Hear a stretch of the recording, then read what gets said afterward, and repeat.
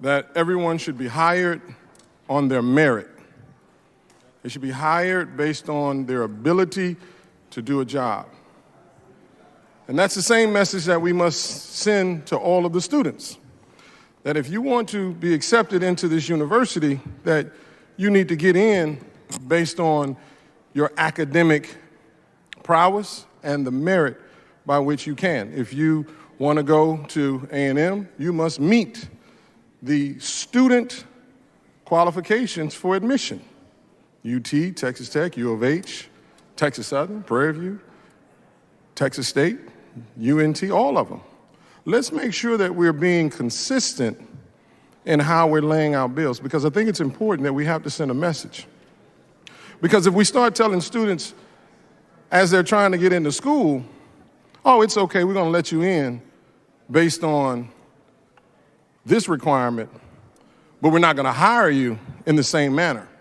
We let you in because of a quota or because you played a sport, but when it comes time to hiring, we're not going to do the same. You have to get hired on your merit, then you must get into school on your merit. So this amendment is right in line with what the author is trying to do. It's right in line with what all of those of you who have voted against every amendment have asked to do. Let's be fair across the board. Let's allow students, let's make sure that we have the same standard for our students that we have for our employees. I know that may come as a surprise to some of you, but it's for a particular reason. Because when we look at what we're doing, we're making exceptions. We make exceptions for athletes. We're saying to athletes, you don't have to meet our academic standards. You don't have to be qualified to get into this school. Only thing you must do is know how to put a basketball in a hoop, run around a track real fast, throw a football real far, or catch that football.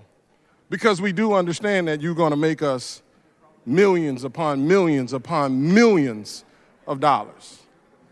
And I don't think it's as fair that we're making exception for some, but then holding accountable everyone else. It is those same students, because when you look at the number of student athletes that are on college campuses, they are taking the place or the opportunity for a academic student to be able to get in because they can run a football. But the student that had a 4.0 couldn't get in because there was no space available for them because they had to get the football player in. So I'm asking that you look at the amendment. Don't just simply look at, I'm a Democrat. I'm with you on this. I'm with you on this. Let's be consistent. Let's be fair across the board. Ms. Jones of Harris, for what purpose? Yes, will the speaker yield for questions? The speaker will not yield for questions. I'm sorry. But the gentleman may yield for questions. Representative yield for The questions. gentleman yields for questions. It's late. So, Representative Johnson, are you asking in this amendment that if the goal of this bill is so that we have vigorous intellectual equity, I think that's the way to say it, then we should now not allow special admissions based on athletic ability? Yes, that's exactly what you're saying? That's exactly what I'm saying. And we're doing a disservice to those students that got in based on their athletic abilities. But we have looked at the studies over and over and over again. The number of athletes that don't graduate from school within a 4-year period actually hurts the university's graduation rates and pulls it down. That affects their formula funding. And so if we're serious about making sure that every student graduates from school on time, which is a part of the formula funding, then we should make sure that every student gets into that university based on the university's academic standards first. And so I just want to make sure I understand that we don't judge, I guess, student athletes based on their athletic ability. Purely we compare the student athletes to whatever the regular admissions are for non-athletes. Is that what this amendment does? Yes, that's exactly what it does. It says to those students that based on the academic standards set forth by that university, whichever university it is, you'll find that 80% of the student athletes don't qualify for the university. They only get in based on their athletic prowess. And again, we're hurting that student because we know the numbers are staggering from those that don't graduate because those students cannot handle the academic rigor. Now, so what I'm saying is that athlete needs to go to the school by which they can academically qualify for. And they can take their talent to the school that allows them to get in. So if you have a 2.5 and the criteria to get in is 2.5 and a 900 on the SAT, whatever that academic standard is for that university, then they should be able to qualify and get into there. But stop allowing students into the university because it's hurting our universities the same way the author and many of my colleagues right now are saying that... Mr. Speaker, I can't hear. Members, please take your conversations outside the rail.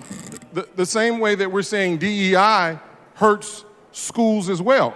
We're saying DEI hurts schools because we're hiring people based on race, gender, orientation, and so forth and so on. This is what the author is saying is happening now. And so we don't want to continue to hurt universities. Let's make sure that those universities' academic prowess meets the same level of athletic prowess. So let's make sure that they marry each other because I don't think it's fair that anybody, based on what the author is saying, anybody deserves any special treatment simply because they can run a basketball, or run a football, catch a football, or put a ball in the hoop. So I think this is in line with what the author and those who want to dismantle DEI, I think they should accept this because it is consistent. It is very consistent with how we're trying to meet the needs of the student, to make sure the student is in an environment that is on par with what they are and then can help them to the graduation level that they need to be in. And it is my opinion that when you get into a school where you can qualify, then your academic track will be easier and you will make sure that you can graduate on time and it will not hurt your university because the formula funding says that graduation rates within 4 years is how they are rated. So this bill, this amendment, would make sure that universities' graduation rates will not suffer because they allowed some student to come in that did not qualify. Now, yes, this amendment may and certainly will hurt universities in their athletic departments. And so there may be some that may frown on this. There may be some that frown on me that says, wait a minute, you're taking away an opportunity from a student that could get into a UT that otherwise could not get into an A&M or a Texas Tech or U of H. So I'm trying to make sure that we're being fair to the student as well as the same way they want to be fair to the employee. So my amendment just simply says, let's make sure that we address the students' needs as well. Well, I don't know what help means, but I certainly believe that if football players and basketball players in revenue-generating sports are totally judged before they get in on their academic prowess, it could end up costing the UTs, A&M, the Big 12s, the SEC schools a lot of money in millions. But so I think they're probably going to vote against it. But I think just 'cause it's gonna important screw that with we. the pocketbooks. But I understand what you're trying to But do. I'm simply wanting to be fair because that's what we're here. I think that's what the body is for. This body, it's supposed to make sure that across the board, we don't make differences. We don't say, okay, we want to stop the practice of hiring people that don't deserve to be hired because you're hiring them based on race, gender, and sexual orientation versus the students by simply saying, well, you may not qualify, but we're going to let you in because you're going to make us a ton of money. That's not what we're supposed to do. So we're trying to be, I'm wanting to be fair, and I think this body needs to take a hard look at what I'm trying to do. Being fair across the board to make sure your son or your daughter does not lose the opportunity of being admitted. Because when you look at the number of athletes that are on these campuses, that can be into the hundreds, which means that's another student that did not get in simply because you allowed an athlete to take a place of an academic student. And I don't think that that's fair. So those athletes need to make sure they're going to schools that they qualify for so that they can graduate on time. Gentleman's time has expired. The chair recognizes Mr. Kemple in opposition to the amendment.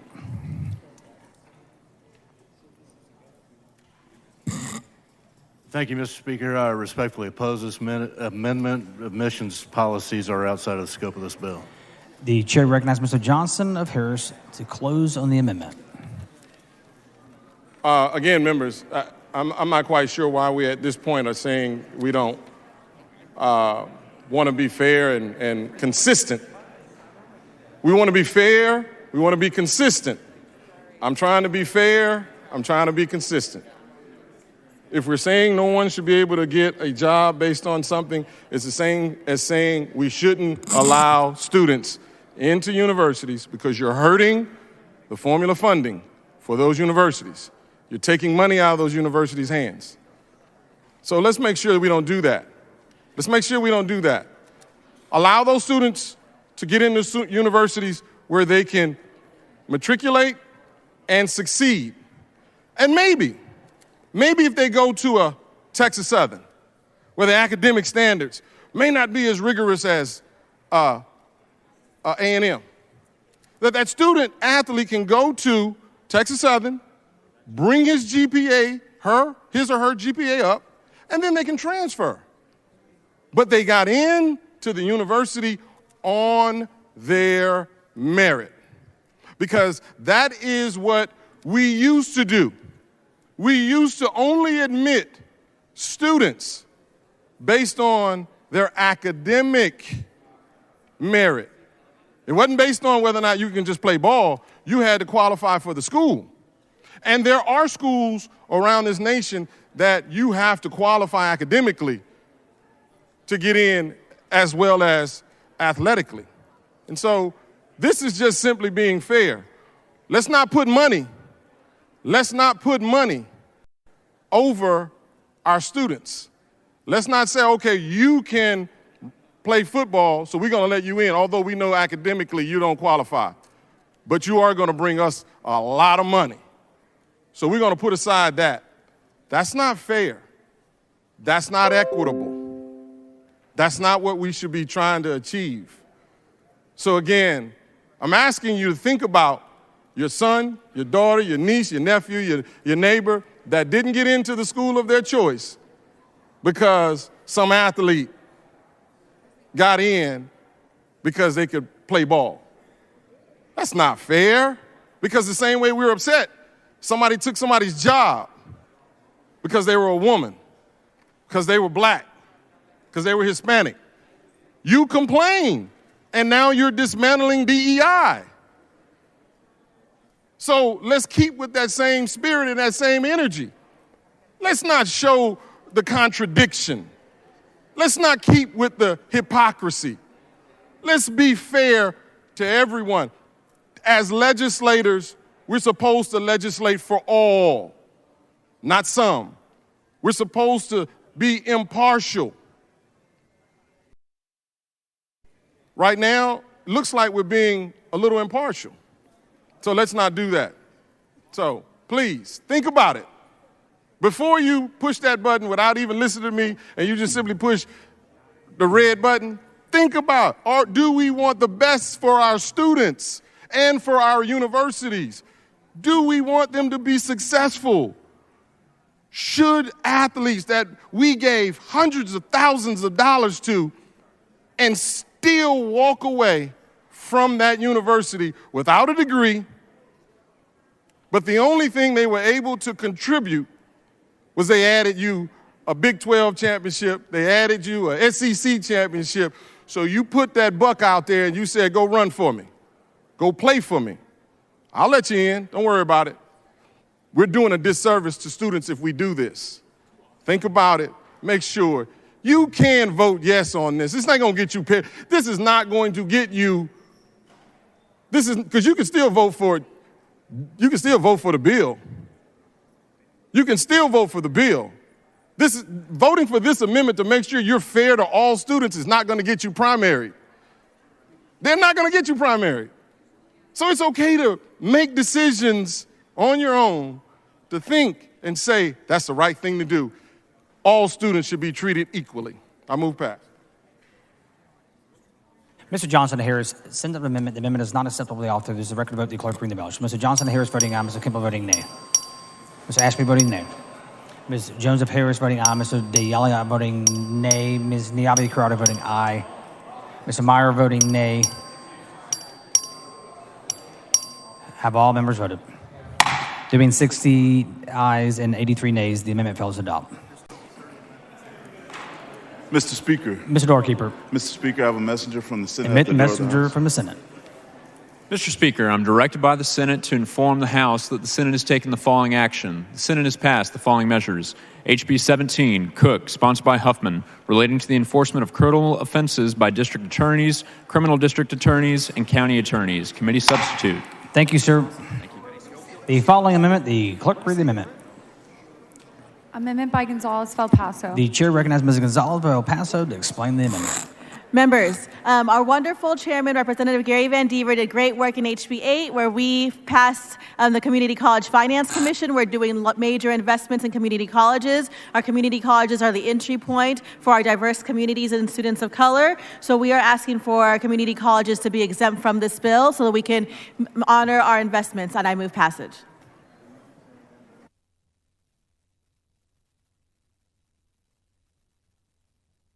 The chair recognizes Mr. Kimball in opposition to the amendment.